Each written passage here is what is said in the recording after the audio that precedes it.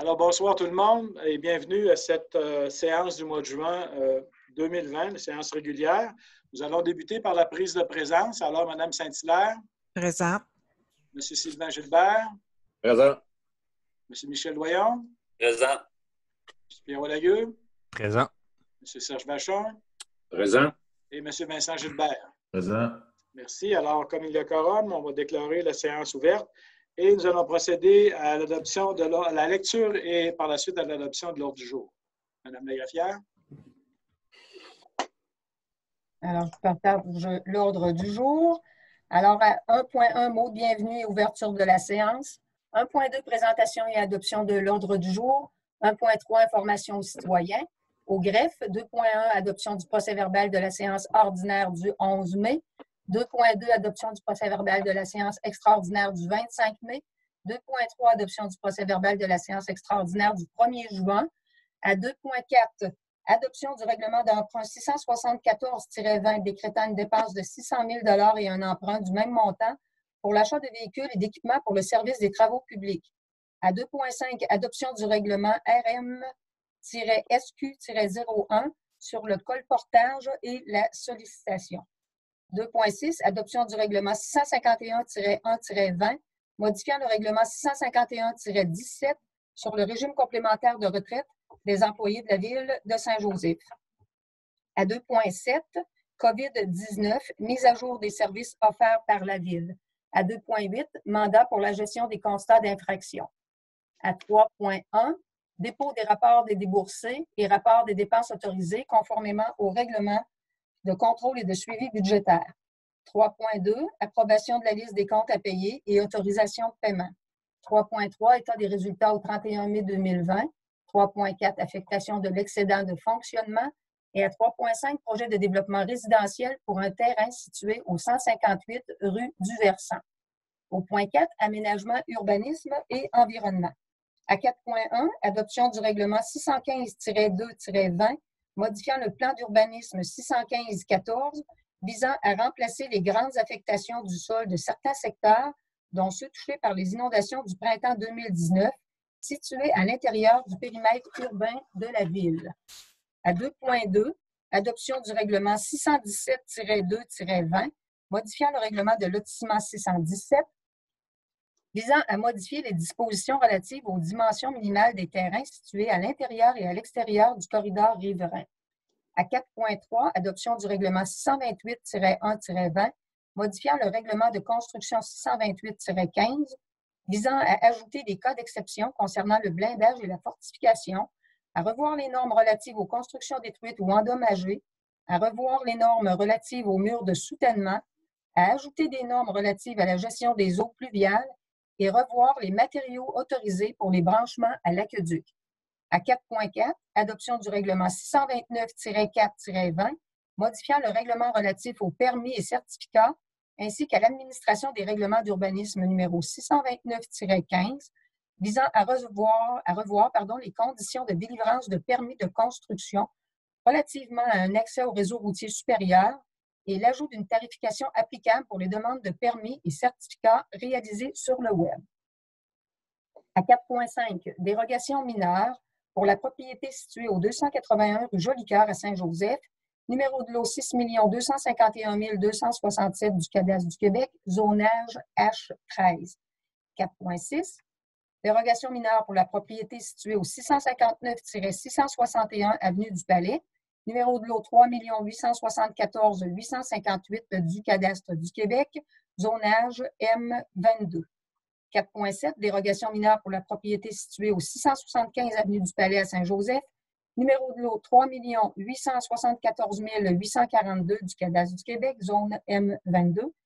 À 4.8, dérogation mineure pour la propriété située au 745 avenue du Palais à Saint-Joseph, numéro de lot 6 317 695, zone P30. À 4.9, acquisition d'un terrain, lot 3 874 661 du cadastre du Québec, situé au 1002 avenue du Palais. À 4.10, entente avec Gestion Cella Incorporée.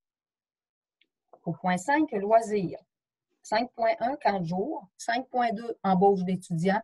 5.3, entente intermunicipale pour le camp de jour. 5.4, maison des jeunes de la MRC Robert Clich et à 5.5, comité d'embellissement. Au point 6, sécurité publique, il n'y a pas de sujet. Au point 7, 7.1, appel d'offres 20-516, achat de sel de déglaçage.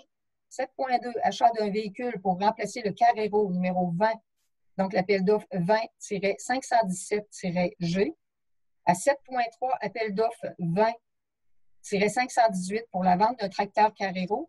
À 7.4, appel d'offres 20-519 pour la vente du tracteur Massé. Et à 7.5, appel d'offres 20-520 pour la vente de la pelle sur roue. Au point 8, service d'ingénierie, contrat 20-510-G pour les travaux de remplacement du pont de la rivière Pouliot sur la piste cyclable.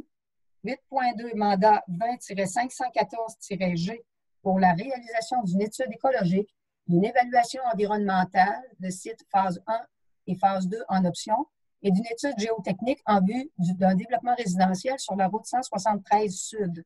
À 8.3, contrat 20-515G pour les travaux de remplacement de 2 exutoires sur le réseau fluvial. 8.4, contrat 20-512-G pour les travaux d'élargissement de la voie d'accès à l'arrière de la caserne située au 13-25 avenue du Palais à Saint-Joseph. Au point 9, varia, 10, questions de l'Assemblée. Donc, 10.1, questions relatives à la séance, 10.2, autres questions. Et à 11, levée de la séance.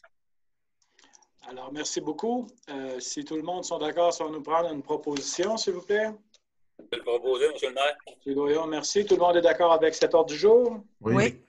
Parfait, merci beaucoup. Alors, à l'information aux citoyens, j'aimerais simplement m'adresser aux gens de Saint-Joseph. Vous savez, les jeux d'eau et les modules de jeu sont réouverts ou vont être réouverts très bientôt. Alors, il y a eu plusieurs consignes de la part de Santé Québec concernant le nettoyage et désinfection, par exemple, des boutons de mise en marche, les différents jeux et tout ça. Alors, je fais un appel et je demande aux parents qui accompagnent les enfants de participer à ça pour le respect des consignes de nettoyage avant, pendant et après l'utilisation des différents modules de jeu et aussi du bouton de mise en marche des jeux d'eau afin d'un petit peu de faciliter la vie à nos préposés et à nos gens qui sont chargés de la surveillance et de l'accompagnement des jeunes en général. Alors, s'il vous plaît, aidez-nous à respecter toutes les consignes de Santé Québec. Tout le monde va être gagnant là-dessus. D'un autre côté, j'aimerais vous faire part que nous avons enregistré une vidéo sur une séance d'information concernant le centre multifonctionnel sportif qui est proposé à la population. Alors, je vous invite à aller sur le site Internet de la Ville. Vous aurez une icône qui va vous référer. Vous savez, à cliquer dessus et vous allez avoir accès à cette vidéo-là et on vous est invité à nous faire part de vos commentaires concernant ce projet. Alors, je vous invite, ça prend, je pense que c'est 18 minutes que ça dure et ça couvre tous les aspects techniques et d'usagers du projet. Alors, je vous invite à aller faire une visite là-dessus et nous faire part de vos commentaires. Alors, voilà, c'était l'information citoyenne. Alors, en 2.1, l'adoption du procès-verbal de la séance ordinaire du 11 mai 2020. Est-ce que tout le monde en a pris connaissance? Oui. Oui. Alors tout était beau. Ça va nous prendre une proposition, s'il vous plaît. Je vais le proposer, M. le maire. Saint-Hilaire, merci beaucoup. Tout le monde est d'accord? Oui. Parfait, merci beaucoup. En 2.2, l'adoption du procès-verbal de la séance extraordinaire du 25 mai. Mais comme elle a été diffusée, cette séance-là, alors je n'aurai pas besoin de la relire en détail. Alors, tout le monde, est-ce que les gens, vous en avez pris connaissance? Oui. Alors, ça va nous prendre une proposition. C'est beau, Monsieur Lagueux, merci beaucoup. Même chose pour l'adoption du procès-verbal de la séance extraordinaire du 1er juin. C'est une séance qui a été diffusée. Alors, je vais demander si tout le monde est d'accord avec une proposition. Je vais proposer, M. le maire. Monsieur Doyon, merci. Tout le monde est d'accord avec ça? Oui. Merci beaucoup. Alors, en 2.4, adoption du règlement d'emprunt 674-20 décrétant une dépense de 600 000 $ et un emprunt correspondant pour l'achat de véhicules et d'équipements pour le service des travaux publics, M. Sylvain Gilbert. Oui, entendu que la Ville de Saint-Joseph-de-Beauce désire se prévaloir du pouvoir prévu au deuxième paragraphe, deuxième alinéa de l'article 544 de la loi sur la Cité des villes, entendu que l'article de l'avis de motion et le dépôt du projet de règlement a dû ont été dûment donnés par M. le conseiller Michel Doyon lors de la séance du Conseil tenue le 1er juin 2020. Il a proposé d'adopter le présent règlement qui suit. C'est un emprunt de 600 000 pour la machinerie aux travaux publics. Je le propose. Merci beaucoup. Alors, tout le monde est d'accord avec ça? Oui. Parfait, merci beaucoup. En 2.5, adoption du règlement RM-SQ-01 sur le colportage et la sollicitation, M. Doyon. Oui. Considérant que la loi sur les compétences municipales permet d'adopter tout règlement pour assurer la paix, l'ordre, le bon gouvernement et le bien-être général de la population et pour exiger de tout commerçant itinérant l'obtention d'un permis préalable à l'exécution de ses activités, considérant qu'il est compatible avec le bien-être général de la population de la municipalité et que les personnes et organismes qui font la sollicitation de porte-à-porte ou la vente itinérante sur son territoire soient assujettis à une réglementation afin de préserver la tranquillité des citoyens. En bref, on va, dans l'ensemble de la réglementation, on va modifier l'heure. Au lieu de se terminer à 20 h, ça va se terminer à 19 h. Et puis, il y a tout des détails qui sont plus loin dans le document. Et je vous en fais grâce, et puis j'en fais une proposition, M. le maire. Merci beaucoup. Tout le monde est d'accord avec ça? Oui. Alors, c'est l'unanimité. Peut-être juste mentionner, M. Doyon, que les gens qui ne sont pas à l'aise lorsqu'il se présente quelqu'un chez eux peuvent toujours lui demander de démontrer qu'il a son permis de la ville pour faire du commerce itinérant là, de porte-à-porte. Alors, c'est important de savoir que ces gens-là sont obligés de détenir un permis de la ville pour être en loi. Alors, en 2.6, adoption du règlement 651-1-20, modifiant le règlement 651-17 sur le régime complémentaire de retraite des employés de la ville de Saint-Joseph-de-Beauce, Mme Saint-Hilaire. Oui, le projet de règlement avait été déposé à la séance ordinaire du mois de mai. Puis, depuis ce dépôt, il y a eu un changement qui a été apporté là, au niveau des conditions d'admissibilité et de participation des employés au régime. En vertu de la convention collective, des différentes conventions collectives là, de nos employés. Je ferai la proposition d'adopter le règlement, M. le maire. Merci beaucoup. Tout le monde est d'accord avec cette proposition? Oui. Merci bien. En 2.7, COVID-A, c'est remis. Ce point-là va être remis à une séance ultérieure. On en a discuté tantôt et il y avait des précisions à apporter. Alors, en 2.8, mandat pour la gestion des constats d'infraction, M. Vincent Gilbert.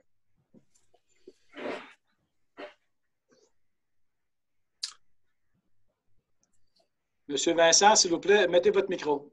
Oui, mais on parle de quel point, excusez, parce que là, je 2.8. 2.8. Excusez, je n'avais pas mon nom vis-à-vis, excusez-moi. Oui, il a proposé de mandater M. Frédéric Paré, avocat ou tout autre avocat de la firme Clich-Laflamme-Noubier, avocat pour la gestion des constats d'infraction de la ville de Saint-Joseph. Les frais de gestion s'élèvent à 150 $ plus taxes par constat d'infraction. Donc, je voudrais en faire la proposition. Merci beaucoup. Tout le monde est d'accord? Oui, Oui. Merci beaucoup. En 3.1, c'est le dépôt du rapport des déboursés et du rapport de dépenses autorisés conformément au règlement de contrôle et de suivi budgétaire. Alors, du 1er au 31 mai 2020, il y a eu des chèques démis pour le montant de 264 495,24. Le chèque numéro 25 591 d'un montant de 20 $ a été annulé. Les prélèvements sont élevés à 106 610,96 et les paiements directs ont été effectués pour 1 19 571,17 pour un grand total d'1 390 657,37 sous. Alors voilà, c'est un dépôt. Ceci est fait.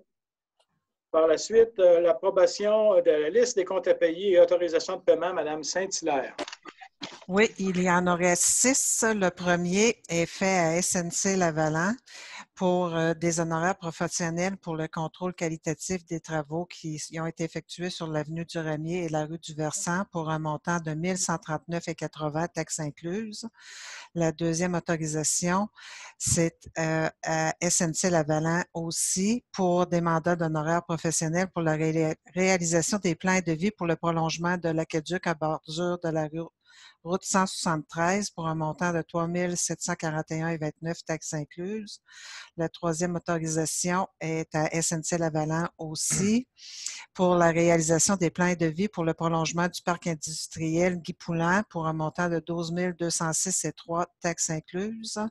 Quatrième autorisation, c'est pour des réparations phase 1 et 2 suite à l'inondation de l'automne 2019 sur la piste cyclable. Le paiement est fait au pavage de Beauce Limité pour un montant de 60 872,71 taxes incluses.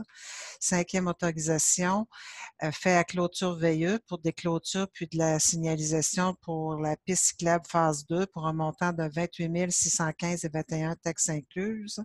Puis la sixième autorisation est faite à Arpo Groupe Conseil pour des honoraires professionnels, des plans et devis pour les travaux qui vont être réalisés dans le secteur de la rue Lambert pour un montant de 4 782,96. J'en ferai la proposition, M. le maire. Merci beaucoup. Est-ce que tout le monde est d'accord? Oui. Oui. Parfait, merci.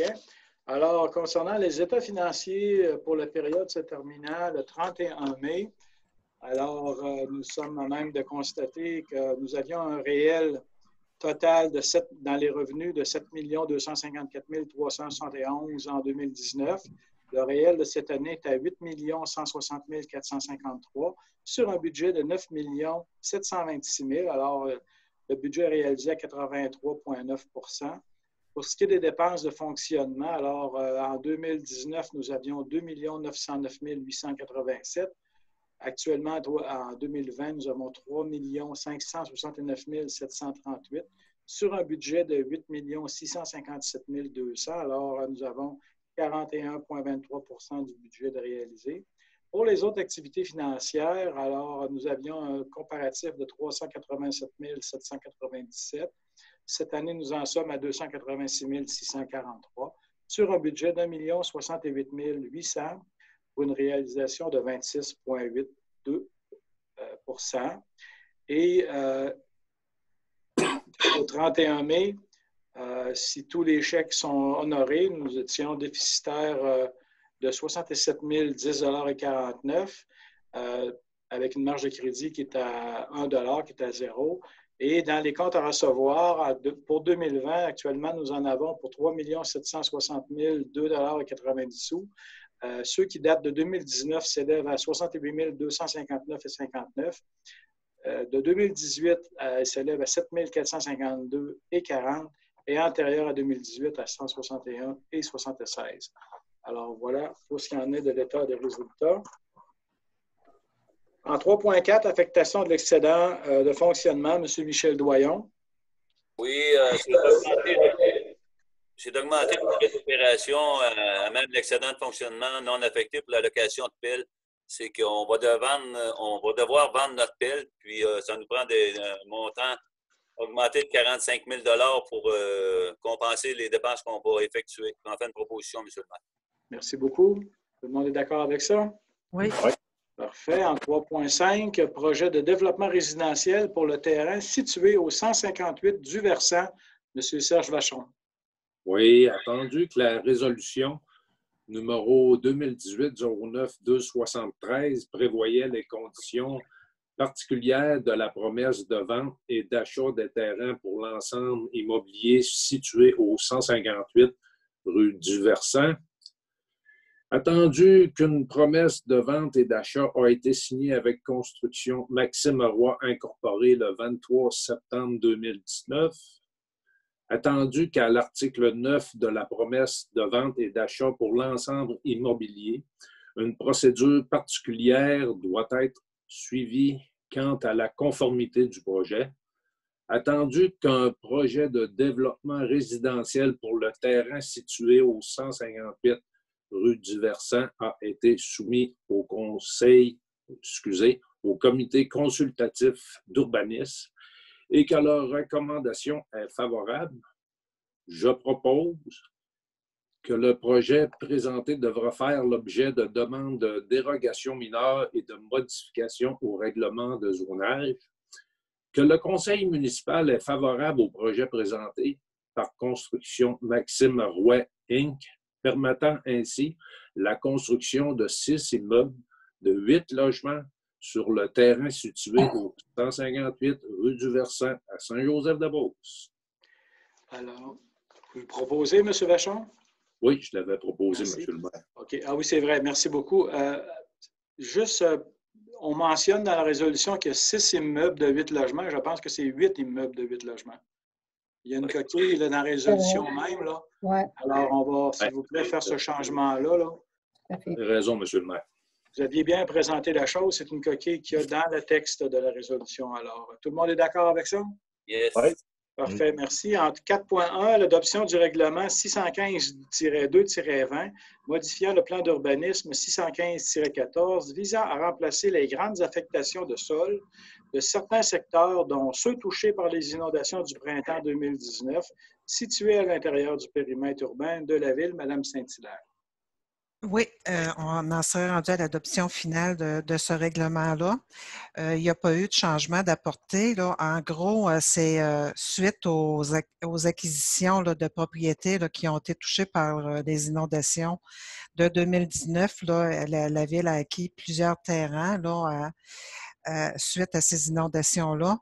Puis, ces terrains-là étaient dans des affectations soit résidentielles ou mixtes. Ça va devenir, ils vont tout être transférés là, dans une affectation publique. Hein. Je ferai la proposition d'adopter le règlement, M. le maire.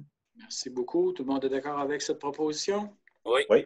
Parfait, Oui. merci. En 4.2, adoption du règlement 617-2-20, modifiant le règlement de lotissement 617-14, visant à modifier les dispositions relatives aux dimensions minimales des terrains situés à l'intérieur et à l'extérieur d'un corridor riverain, M. Sylvain Gilbert.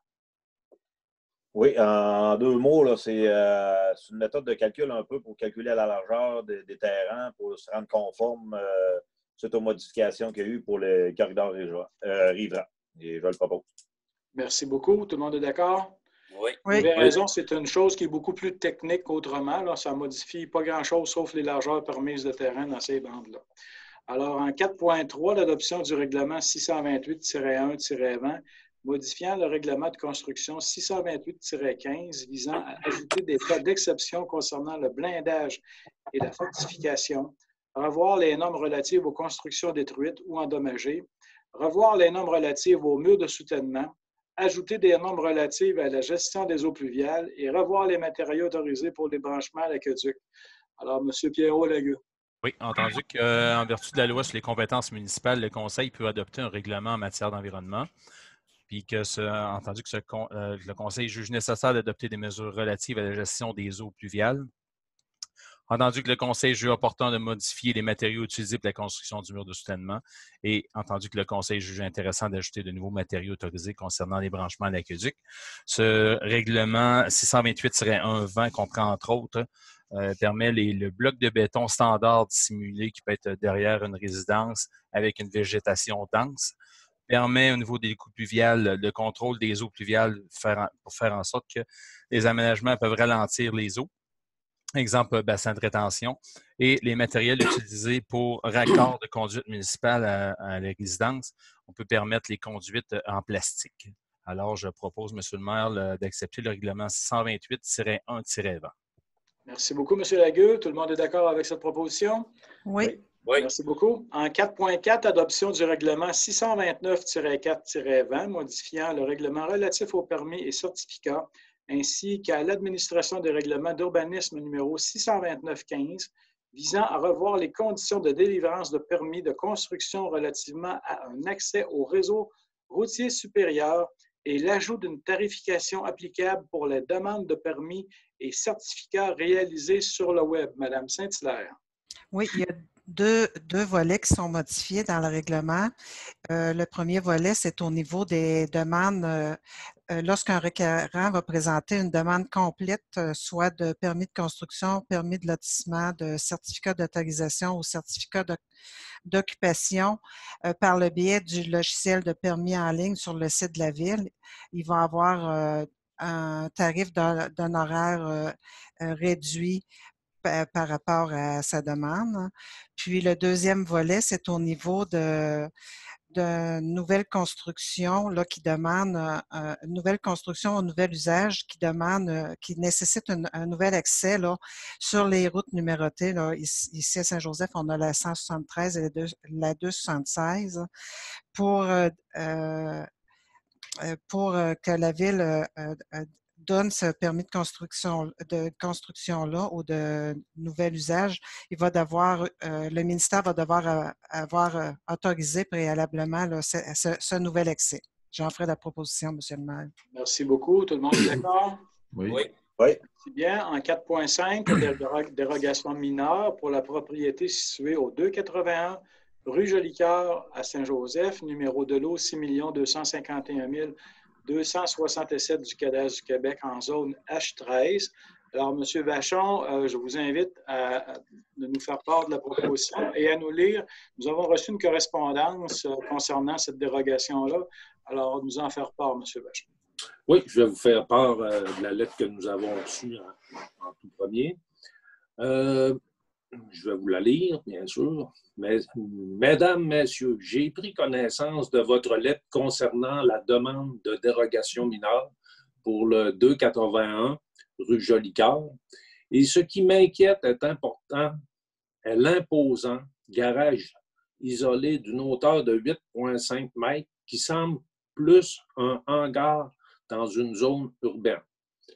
Mes appréhensions sont la perte d'ensoleillement, de vue, de qualité de vie ainsi que la perte de valeur de mon terrain et les conséquences que ce projet pourrait avoir sur la revente de mon terrain advenant le cas. J'espère que vous prendrez en considération mon point de vue concernant la construction de ce garage isolé. Je vous prie d'agréer, mesdames, messieurs, mes salutations distinguées. Signé Madame Christine Boissel. C'est un dossier qui comporte 4 dérogations. La première, c'est la dérogation à l'article 149 du règlement de zonage visant à augmenter la superficie maximale d'une remise isolée à 45 mètres carrés, alors que la norme maximale est fixée à 28 mètres carrés, permettant ainsi la construction de la remise.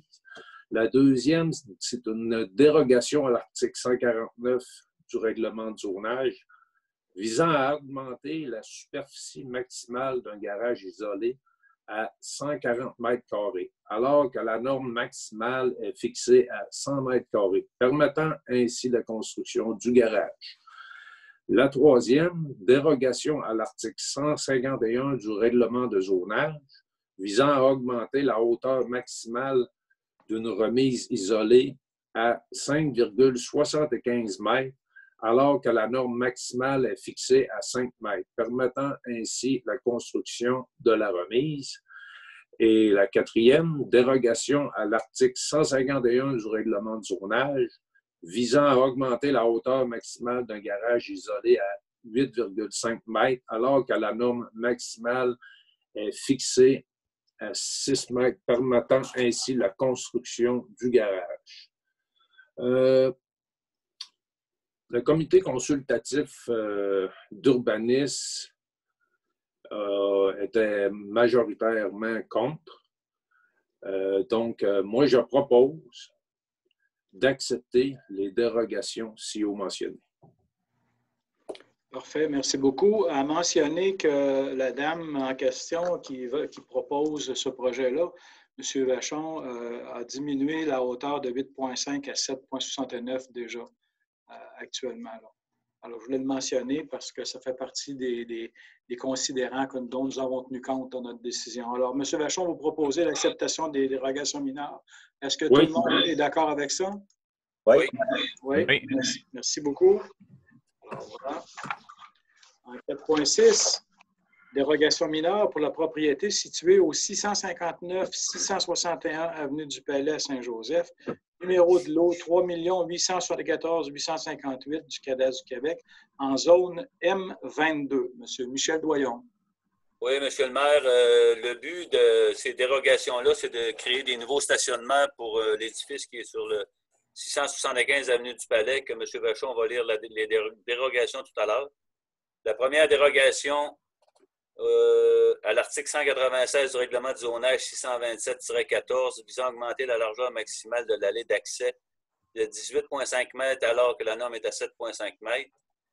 Dérogation à l'article 202 du règlement du zonage 627-14 visant à réduire à 0 mètre la distance maximale entre l'aire de stationnement et la ligne avant de l'eau alors que la norme minimale est fixée à 1,5 mètre. Dérogation à l'article 207 du règlement du zonage 627-14 visant à permettre que l'aire de stationnement ne soit pas pourvue d'allées de circulation alors que la norme prévoit qu'une aire de stationnement doit être prévue d'une allée de circulation pour accéder aux cases et pour en sortir sans être contraint de déplacer un autre véhicule permettant ainsi l'agrandissement de l'aire de stationnement. Suite aux recommandations du CCU, la totalité des dérogations a été acceptée, puis on va de l'avant avec le projet. J'en fais une proposition, M. le maire. Merci beaucoup. Tout le monde est d'accord avec ça? Oui. Oui. En 4.7, dérogation mineure pour la propriété située au 675 avenue du Palais Saint-Joseph. Numéro de lot 3 874 842 du Québec, en zone M22. Alors, M. Serge Vachon, s'il vous plaît, allumez votre micro. Ça va aller mieux, excusez-moi. Pas de problème. C'est une dérogation à l'article 211 du règlement de zonage visant à réduire à 0 le nombre de cases de stationnement hors rue additionnelles à fournir alors que la norme est fixée à 2 cases de stationnement hors rue par logement, permettant ainsi l'ajout de 3 nouveaux logements dans le bâtiment. Le CCU, la proposition du CCU était unanimement positive, donc je propose d'accepter la dérogation. Merci beaucoup. Est-ce que tous les gens sont d'accord avec cette proposition? Oui. Oui. Oui, Madame. Oui, désolé, je voudrais peut-être apporter une précision, c'est que les deux dérogations, donc celle du 675, sont sujettes à une condition qui doit être respectée. Donc, il y a une servitude réelle et perpétuelle qui doit être enregistrée là, entre ces deux propriétés-là pour garantir les stationnements, là, justement, pour le 675. Là. OK. En plus de dérogation, il va y avoir une condition d'attachement. Tout à fait. Parfait. Merci de la précision, Mme la greffière. En 4.8, dérogation mineure pour la propriété située au 745 avenue du Palais Saint-Joseph. Pardon? Numéro de lot 6 317 695 du Québec en zone P30. M. Michel Doyon. Oui, la dérogation à l'article 115 du règlement de zonage 627-14 visant à réduire la marge de recul arrière minimale à 2 mètres alors que la norme fixée est 6 mètres, permettant ainsi de subdiviser le terrain. On a eu des discussions au CCU, puis ça a été accepté là, à l'unanimité. Ça fait que j'en fais une proposition, M. le maire. Merci beaucoup. Alors, tout le monde est d'accord? Oui. Oui. Parfait, merci. En 4.9, acquisition d'un terrain. Lot 3 874 661 du cadastre du Québec, situé au 1002 avenue du Palais, M. Vincent Gilbert. Oui, attendu que la propriété de M. Jean-François Poulin, située au 1002 avenue du Palais, a été endommagée à la suite d'inondations printanières et que le propriétaire pourra bénéficier du programme d'aide financière offert par le ministère de la Sécurité publique. Donc, il a proposé d'autoriser le maire à signer la promesse d'achat du lot 3 874 661 du cadastre du Québec. Le vendeur s'engage à respecter les règlements d'urbanisme et à rendre sécuritaire le lot à céder. Donc, j'en fais la proposition. Merci beaucoup. Tout le monde est d'accord avec ça? Oui. Oui. Parfait. On continue, M. Gilbert, avec en 4.10, l'entente avec Gestion CELA Incorporée. Oui, attendu que Gestion CELA Incorporée veut procéder à l'acquisition des terrains 25, 26, 27 sur la rue du Vallon et connu et désigné comme étant respectivement les lots 6 306 245, 6 306 244 et 6 306 243. Attendu que Gestion CELA a signé une promesse de vente et d'achat le 1er juin 2018 et une modification à cette promesse le 27 octobre 2019 pour le terrain de la rue Roy. Donc, les terrains seront vendus au prix de 40 000 chaque pour le terrain 25, 26, 27 et la rue Roy, c'était 32 000. Donc, et le promoteur s'engage à construire un immeuble par année pour le terrain 25, 26, 27. Donc, j'en fais la proposition. Merci beaucoup. Tout le monde est d'accord? Oui. Oui. Merci. En 5.1, camp de jour, M. Perrault-Lagueux. Oui, entendu la résolution 2020-05-187 qui prévoyait certaines conditions au niveau de l'ouverture du camp de jour. La présente serait de proposer des modifications de la résolution de façon à modifier les jours et les heures d'ouverture du camp de jour, qui sera dorénavant ouvert du lundi au vendredi de 7h30 à 16h30 pour le bien-être de tous. Alors, j'en fais une proposition, M. le maire. Merci beaucoup. Tout le monde est d'accord? Oui. Oui. Merci. Alors, on est obligé de naviguer avec les changements qui sont proposés par la Santé Québec, qui a des exigences qui sont variables et dont on est avisé à très court terme. Alors, on est obligé de s'adapter à ça d'une fois à l'autre. Alors, en 5.2, embauche d'étudiants, M. Vincent Gilbert. Oui, il est proposé de procéder à l'embauche du personnel mentionné ci-dessous pour les services des loisirs, de la culture et des activités communautaires. Donc, M. Jérémy Lessard, préposé au parc, Nathan Giguère, préposé au parc, et Anthony Labbé, préposé au parc aussi. Ensuite, de retirer de la liste des employés Mme Laurie Duguay, animateur pour les camps de jour. Donc, j'en fais la proposition. Merci beaucoup. Tout le monde est là? Tout le monde est d'accord? Oui. Oui. Parfait. Merci. En 5.3, entente intermunicipale pour le camp de jour, M. Lagueux. Oui, entendu que des municipalités nous ont informé qu'ils n'offriraient pas de services de camp de jour à leurs résidents pour l'année 2020. La présente serait d'autoriser notre municipalité à offrir aux autres municipalités de la MRC Robert Clich la possibilité de ces jeunes puissent s'inscrire à nos camps de jour pour l'année 2020 et que les coûts seraient payés à 100% des frais réels par chacun des participants. Alors, j'en fais une proposition, M. le maire. Merci beaucoup. Tout le monde est d'accord avec ça? Oui. Oui. Merci beaucoup. En 5.4, la Maison des jeunes de la MRC Robert Clich, M. Sylvain Gilbert. Oui, entendu que la résolution 2020-01-21 prévoyait une contribution financière de la Ville au montant de 100 pièces par participant au programme d'été Multi-Aventure 2020. Entendu que le programme d'été Multi-Aventure 2020 ne sera pas offert en 2020 à raison de la pandémie de la COVID-19.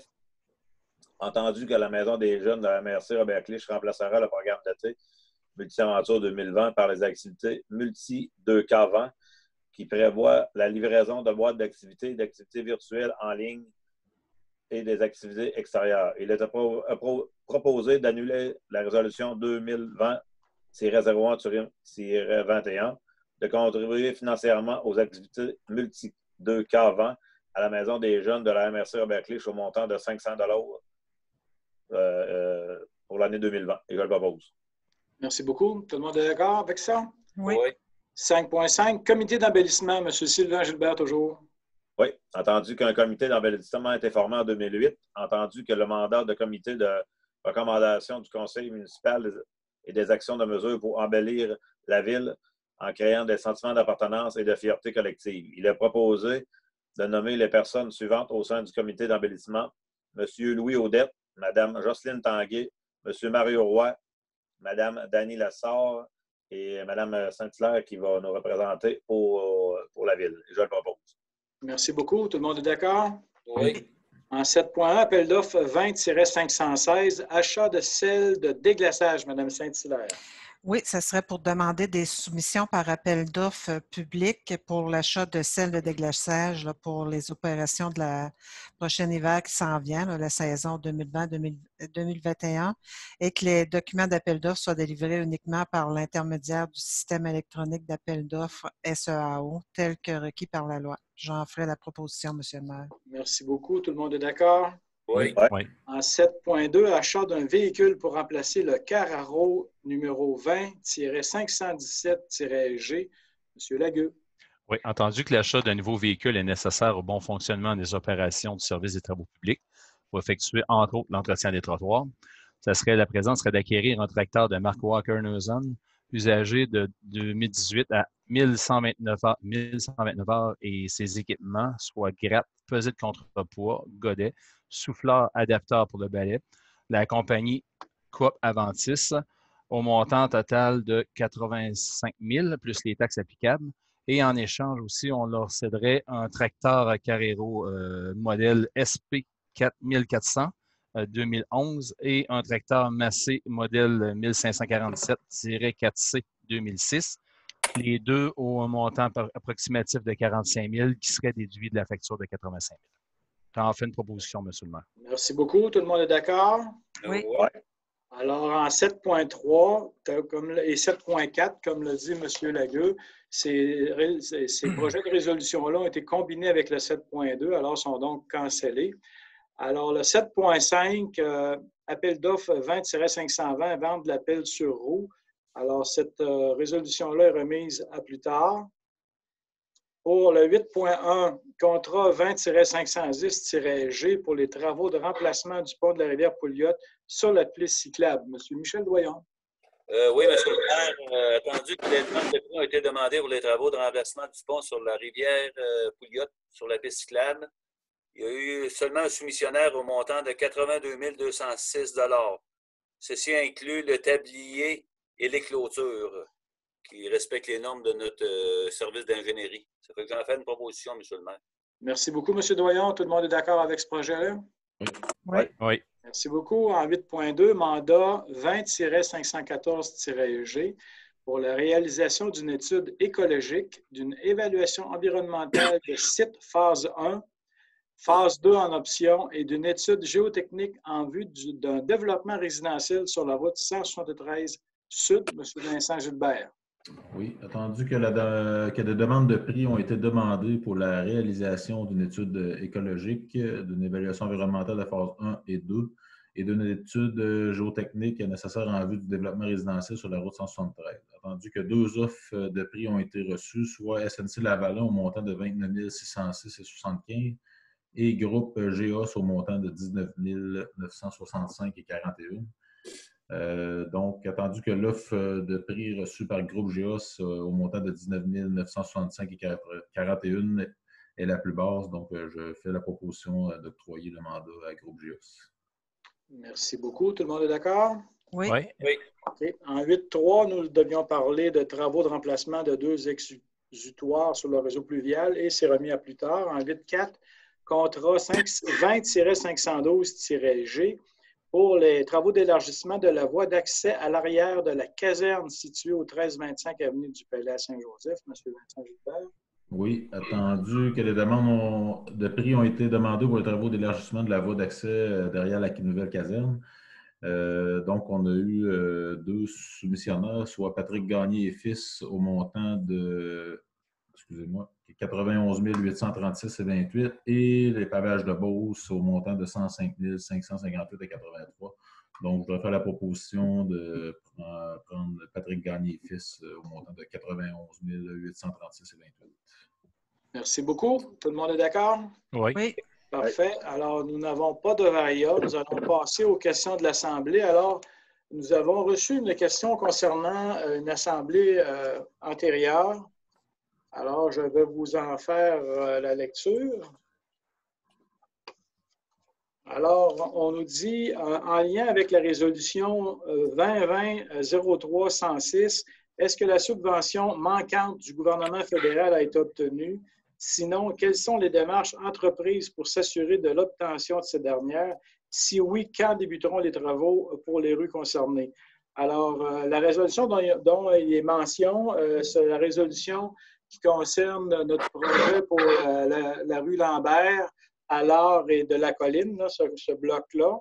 Et actuellement, pour répondre à la madame, nous n'avons pas encore reçu de réponse officielle des gouvernements. Il faut dire que c'est une subvention qui fait partie du programme FIMO, qui est un programme trilatéral, c'est-à-dire le fédéral en a une partie, le provincial en a une partie et le municipal en a une partie.